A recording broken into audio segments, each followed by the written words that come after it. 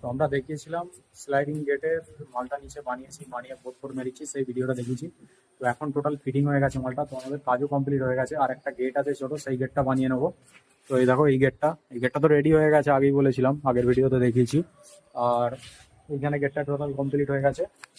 এ দেখো নিচেতে একটা 1.5 ইঞ্চি পাত্তি দিয়েছি। তো এটা টাইলস বসানোর আগে হলে আমরা পাইপ দিয়ে দিতাম। তো এটা 1.5 ইঞ্চির পাত্তি দিয়ে দিয়েছি 3 mm এর, তার উপর দিয়ে একটা 20 mm এর পাইপ দিয়ে দিয়েছি, দেখতে পাচ্ছ সরু পাইপ। আর এগুলো ছোট ছোট ড্রিল করে টাইলসের সাথে হচ্ছে রড ওয়েল্ডিং করে দিয়েছি। আর যেরকম গেটে দু সাইডে লক থাকে সেরকম লক লাগিয়ে দিয়েছি। তো এখানে সেন্টার হচ্ছে, এখানে লক দিয়ে দিয়েছি যাতে চাকাটা এসে এখানে আটকে যায়। আর এখানেও ওপরে দিয়েছি, বাই চান্স যদি কিছু ওখানে লক থেকে যদি বেরিয়ে যায় তো আমাদেরকে এই লকটা সাহায্য করবে।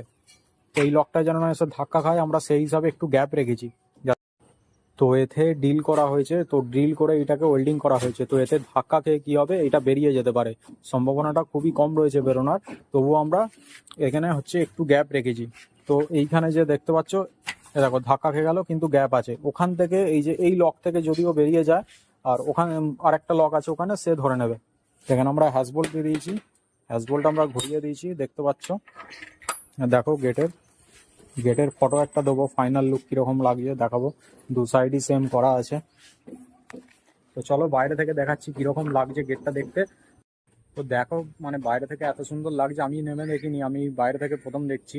ঠিক আছে, ওপরে বানিয়েছি দেখেছিলাম। তো দেখো ফাইনাল লুকটা দেখো, দেখো কত সুন্দর লাগছে লুকটা, শুধু একবার দেখো। ফোনে বলে অতটাও বুঝতে পারা যাচ্ছে না, কিন্তু সামনে থেকে খুবই সুন্দর লাগছে গেটটা।